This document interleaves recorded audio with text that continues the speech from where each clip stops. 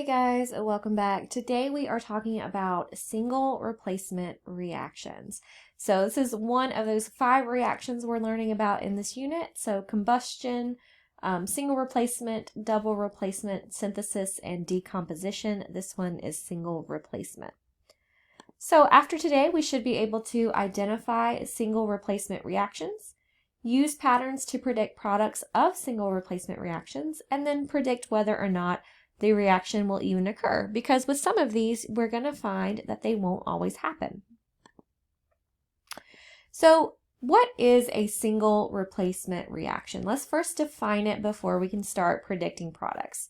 This is when an element and a compound react to form a different element and compound. Okay, so it's called single replacement because a single element is going to be replacing another element in a compound. Okay, so one element is going to move in and replace another element in a compound.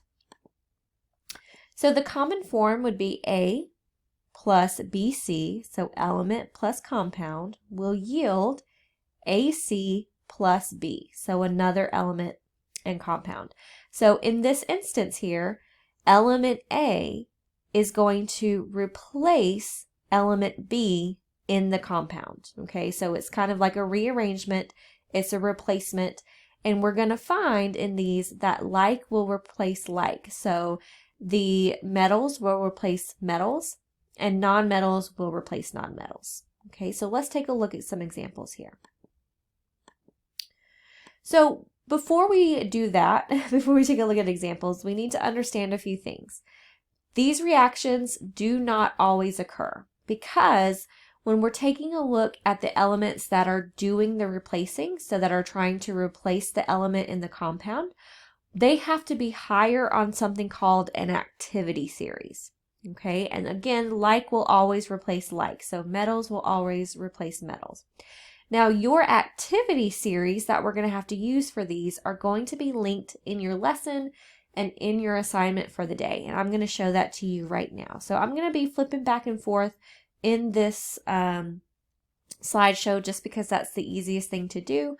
So I can show you the activity series as we go along the way.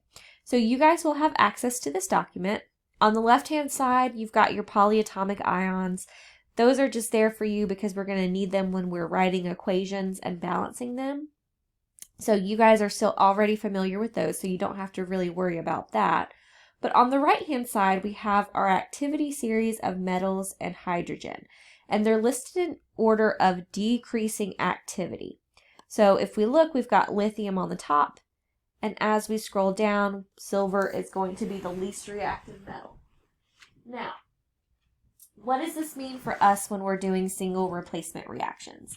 It means that every time we go to look at a single replacement reaction, the first thing we're going to have to do is determine, will the reaction even happen? Okay, so is the element, is it higher up on the activity series than the metal that it's replacing or the element it's replacing? If the answer is yes, then the reaction will move forward. So let's take a look at some examples.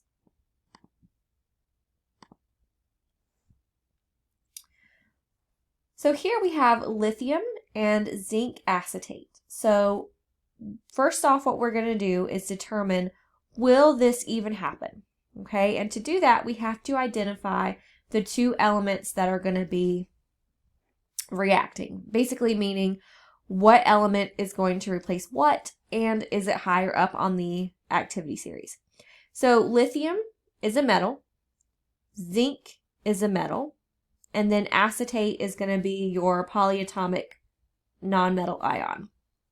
So lithium, since lithium is the metal by himself, lithium is going to replace zinc in this reaction, okay? Because like replaces like, and lithium is the element by himself. He's trying to replace zinc, right? So lithium wants to get in on this action, and he is going to replace zinc in the compound. So we have to first determine, will this even happen? So we want to see, is lithium higher on the activity series than the zinc? So let's go see. Lithium is at the top, and zinc is in the middle, okay? That's going to be my indication that yes, this reaction will happen because lithium is more reactive. So remember, the metal or whatever element is doing the replacing, that one is the one that needs to be higher up, okay? It's going to be the one that's by itself on the left-hand side of the equation, okay? So the one on the left-hand side is by itself. So in your reactants, it's going to be the element that's on its own. So lithium and zinc are the metals. We already know that lithium is more reactive, so this will take place. And so when this replaces, all that happens is that these two things switch around. So lithium and zinc are going to switch. So we're going to be left with zinc and lithium acetate. Okay, so we're just replacing the metals. So lithium and zinc acetate in a single replacement will give us zinc and lithium acetate. The lithium is more reactive, so it will replace. Now, with these, the reason why those polyatomic ions are linked on the activity series is because not only do you guys have to be able to predict the products, but you also have to be able to balance the equations, right? So you have to be able to identify the formulas of these compounds and then balance the equations as well, which is stuff that we've done previously in this course. All right, so let's look at copper and aluminum sulfate. So again, copper and aluminum are going to be your metals. The sulfate is going to be that polyatomic ion. So the copper is going to want to replace the aluminum here. So copper's by himself. He's going to want to replace the aluminum in the compound. And so we're going to need to see, is copper higher on the activity series than the aluminum? Because if he is, then the reaction will occur. So let's go check. All right, let's see. Copper is right here. And aluminum is right here. So aluminum's here, copper's down here. We have a problem. Copper is the metal that's by itself that wants to do the replacing, but he's lower on the activity series. Okay, so he's lower than aluminum on the activity series. So this reaction can't even happen. So since copper's lower on the series, it's less reactive than aluminum, therefore it's not going to be reactive enough to replace the aluminum, so nothing will take place here. Okay, the copper will not be able to replace the aluminum. All right, lead 2 carbonate and barium. So barium here is the metal that's by itself. Lead is going to be the metal that he's replacing. Because barium is the one that's on his lonesome, he wants to replace the lead. The barium will have to be higher than the lead on the activity series. So let's double check. Barium's here. Lead is right here. Okay, so lead is a lot lower on the activity series. Since the barium is the one that's doing the replacing, that means yes, this reaction will move forward. So the barium is going to replace the lead. So when we break this down, we'll have barium carbonate and lead. Now here we see it's a lead 2 carbonate. That 2 is indicating that it's a charge of 2 on the lead. It's a transition metal. When the lead is by itself, we don't need the 2. Okay, because the Roman numerals in the compound let us know the charge of the lead, but when lead's by itself, we don't need that 2, so we can drop the Roman numeral. Okay, so again, we're just switching these two things around. Another example to be aware of is that if you have hydrogen in water, so you can have water reacting with a metal, a hydrogen can act as a single replacement, and it can be replaced by a metal as well. All right, so hydrogen can be replaced by a more active metal, which is why hydrogen is also on that activity series. So here we have an example. We have sodium and water. And what we can do anytime you're seeing a single replacement and you have water and a metal, if you rewrite the water as hydrogen hydroxide, because remember water is H2O, if we write it as HOH, that will kind of help us visualize the replacement, okay? Because the sodium here, our sodium metal, is going to replace this hydrogen. So it's going to try to kick off this hydrogen and replace it. So we need to see where sodium is in relation to hydrogen on our activity series. So we've got sodium is right here. Sodium's here. And then hydrogen is further down, right here between the lead and the copper. So the sodium is higher on the activity series, letting us know that this reaction can occur. And again, the sodium is just going to replace one hydrogen, which is why we've rewritten this as hydrogen hydroxide. So it will be sodium hydroxide plus hydrogen. Okay, so the sodium is going to be attached to the OH, and then the hydrogen will now be by himself. Okay, and that's a special one. It's just something that you have to look out for if you do see water in a single replacement reaction. Okay. So now we've seen examples with metals and water. Let's do a non-metal example to wrap up here. So just like with our metals, our non-metals are going to replace non-metals in a reaction. Okay, so a non-metal will replace a more active non-metal.